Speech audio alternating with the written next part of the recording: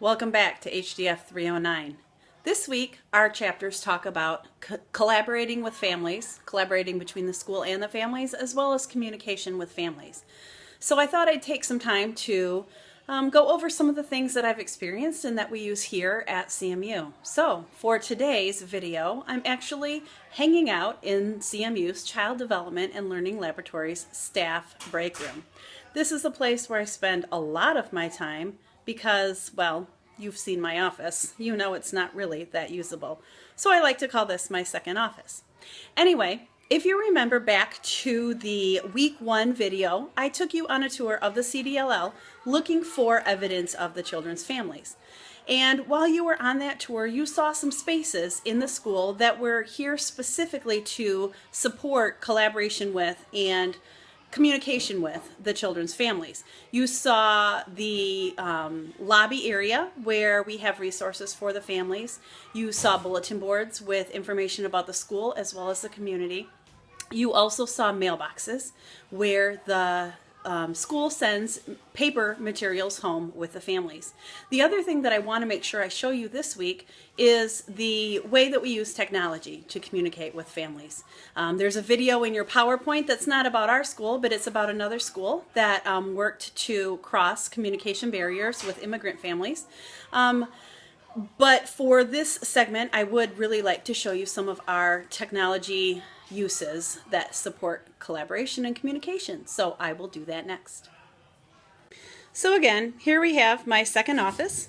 I'm sitting at my other desk in the staff lunchroom and have my computer open to the Child Development and Learning Laboratories website. If I go ahead and scroll down, you can see some neat little buttons that people can see if they are interested in learning more about our school. Areas that we've been mentioned in the news, making a payment for your tuition child, as well as a video tour of the Child Development and Learning Lab. Right over here, I'd like you to see two important buttons. One is Resources for Families, and the other is Family Involvement. I'm first going to click on the Family Involvement button. I just want you to see all of the opportunities that we have for the families in the school. First of all, just some helpful information about what you can do to support your child's experience at our school. But also you'll see here a very long list of all of the events that we've held during the school year that parents are invited to participate in, or they're events that are made specifically for parents. And if you go to this list, you can see all of the options that have been available, as well as some things that maybe are to come in the future. A variety of pieces along with links where they can click on our flyers that we've created. And you can see that there are many different types of opportunities for the families. The other section of the website that I wanted to share with you was the resources for the families. And when you go to this site, you'll see our handbook, facts about our school, our calendar, daily schedules for the classrooms, our children's menus, our tuition calendar and when payments are due, the link again to the place where parents can easily make their tuition payments. Slide down a little bit more. Classroom blogs that our student teachers create and post, information about our CMU University student teachers, songs that we sing with the children so that families can sing them at home, and a community resource directory. And I just wanted to take you to one of these locations, which is the blog. This is a great way for ongoing communication. It's a way to let families know what is occurring in the classrooms each day.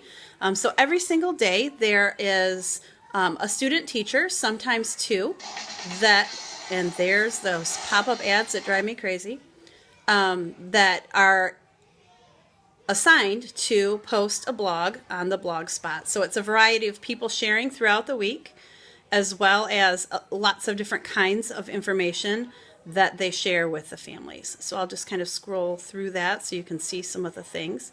Families can be at work, at home, wherever they are, and can check in on the kinds of things that happened at school. And of course can go back and see any day of the whole school year if they'd like to do that. So one important way to communicate with families. I'm going to kind of take us back up to the top and show you one other thing. If I can remember how to get out. In this resource section, actually it's its own section. It's called Daily Documentation. It's right here on the menu. And this is where some of those documentation pieces that I showed you in the hallways of the school, the paper copies, are also posted here in PDF copy so that, again, families have yet another voice to listen to and communicate with and learn more about what's happening during the school day at our school. So again, just wanted to show you different varieties and ways that we interact with parents, both at the school, on paper, and using technology.